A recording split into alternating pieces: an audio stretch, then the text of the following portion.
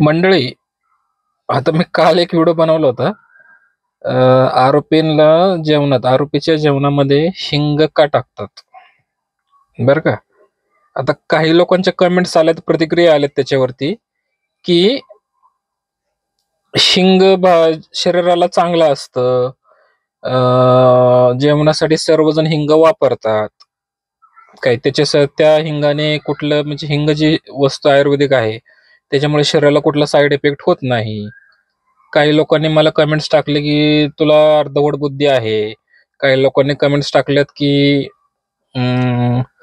छान माहिती दिली. काही लोकांनी वाईट्स कमेंट टाकल्यात, काही लोकांनी चांगल्या कमेंट्स टाकल्यात.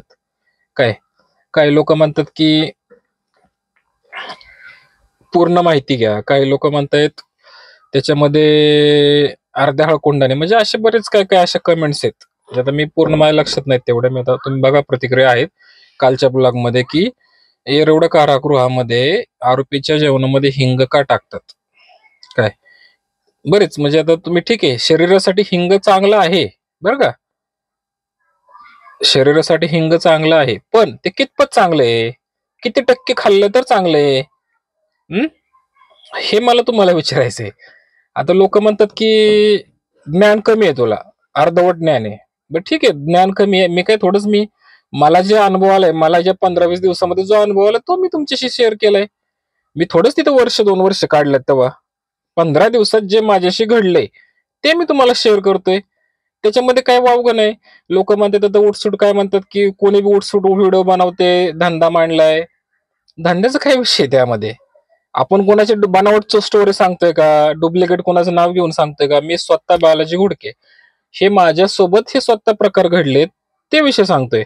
एक जणांची कमेंट्स काय त्यामध्ये, की कसला गुन्हा दाखल झाला होता, तुला जेवढं तिथपर्यंत जायची वेळ आली. आता तो गुन्हा सांगतो मी तुम्हाला, काय गुन्हा झाला होता. तो गुन्हा झाला होता सावकारकीची केस, मनी लॉन्ड्रिंग, फ्रॉड केस झाली होती ती.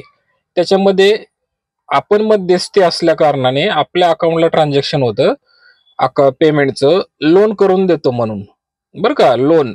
आता ती पुढची जी कंपनी होती ती फ्रॉड, जी कंपनी होती ती फ्रॉड होती कोल्हापूरची. कोल्हापूरची कंपनी फ्रॉड होती, जिथं आपण काम करायचो. ते लोक लोन अगेन्स्ट पैसे घ्यायचे ऍडव्हान्स मध्ये कोर्टामध्ये.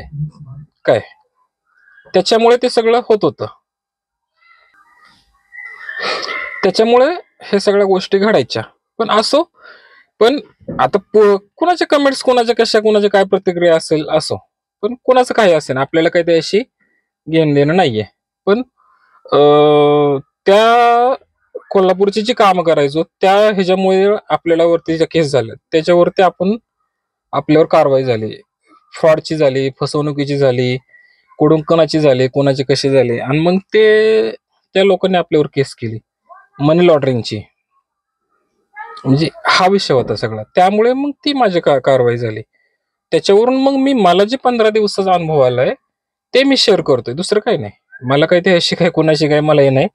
फक्त आपण 15 दिवस काढले, त्याच्यामध्ये आपले कोणी पळापळीला नव्हतं, फक्त एकटी बायको होती. हे मी स्टोरी पाठीमागे तुम्हाला बऱ्याच सांगितलं.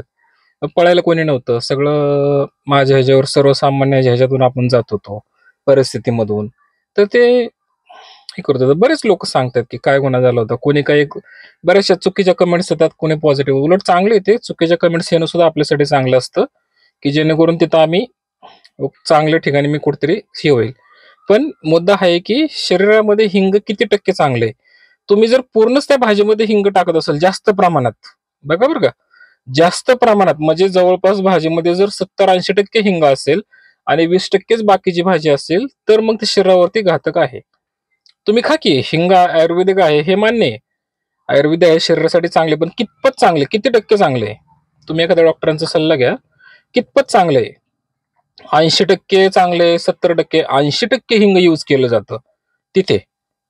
प्रत्येक विषयात, प्रत्येक सब्जेक्ट, प्रत्येक ह्याच्यामध्ये 80% हे यूज केलं जातं. त्याच्यामुळं तुम्ही ते शरीरासाठी कितीपत चांगले, त्यामुळं 80% यूज केल्याने ते अन्न आपल्या माणसासाठी चांगलं आहे का, त्याच्याने काय होतं शरीराला, काय साईड इफेक्ट काय आहेत, याची चौकशी तुम्ही करा. काय म्हणजे उगाच उठसूट उत्तर देऊ नका, उठसूट काहीतरी बोलू नका किंवा काय नाही. बरेच कमेंट येतात, तुम्ही आता काही लोक म्हणतात की आम्हाला गेल्याशिवाय अनुभव कसा येईल. बाबांनो, विचारही करू नका आणि तसल्या गोष्टी मनातही आणू नका.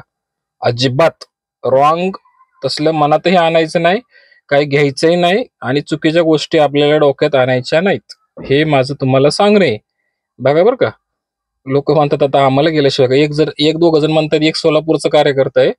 सोलापूरचा कार्यकर्ता म्हणतो मी 6 महिने राहून आलो, तिथे काय वाईट परिस्थिती नसते. बाबा ती तुझ्यासाठी सवय असेल ती.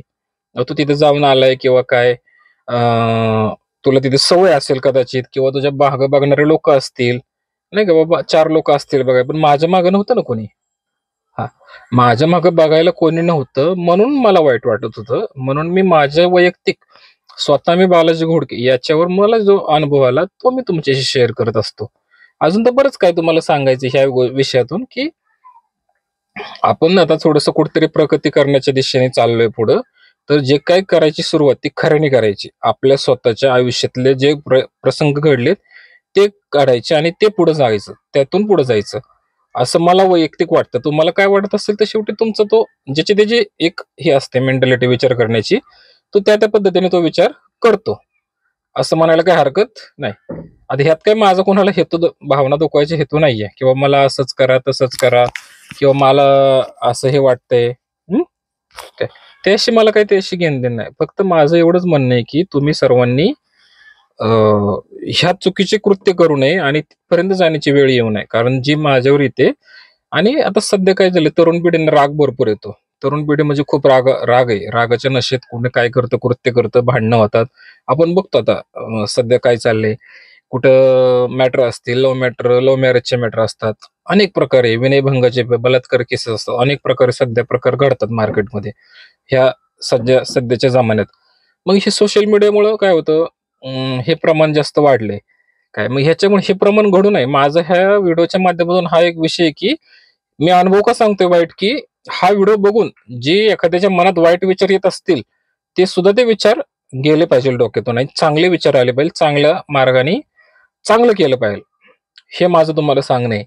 काय ह्या व्हिडिओच्या माध्यमातून माझा उद्देश हाच आहे, की हा व्हिडिओ तुम्ही बघा, आवर्जून बघा. पण याच्यातून तुम्ही चांगला फायदा घ्या. वाईट मार्ग नाही घ्यायचा. वाईट मार्गाने बाबा काय होतंय आणि काय नाही, काय आणि बघू पुढं, असं करायचं नाही. बरेच लोकांनी मला कमेंट्स केल्यात. बऱ्याच म्हणजे त्या कमेंट्स मला मी सगळ्या कमेंट्स सांगणं शक्य नाही माझ्याच्यानी. 1-2 मुद्दे आहेत तेवढेच मी तुम्हाला खट्ट सांगितले, की काही लोक म्हणतात आम्ही जाऊन आलो, काही लोक म्हणतात आम्हाला गेल्याशिवाय कसं कळणार, काही लोक म्हणतात हिंग चांगले, काही लोक म्हणतात हिंग वाईट आहे. पण तुम्ही हिंग खा भाजीला, पण किती टक्के खा? एक 10%, 5%. तुम्ही 70% जर हिंग असेल एखाद्या भाजीमध्ये, ते वासच त्या भाजीचा येतो हिंगाचा. बघा बरं का, त्या भाजीचा वास येतो, भाजी समोर आले की ते हिंगाचा वास येतो.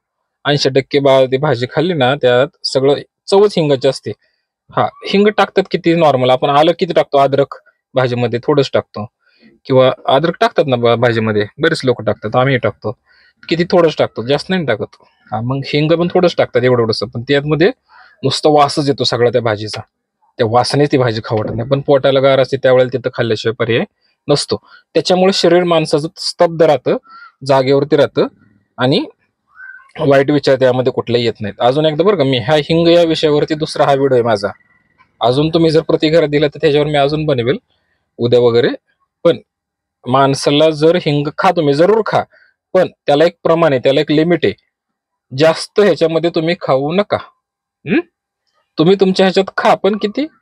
5%, 10%. जर 70-70%, जर 50% जर असेल आणि 10% जर भाजी मीठ मसाला असेल आणि भाजी असेल, तर ते तुम्हाला हे होतं, काय होतं ते, तुम्हाला ते धोकादायक आहे तुमच्या शरीरासाठी.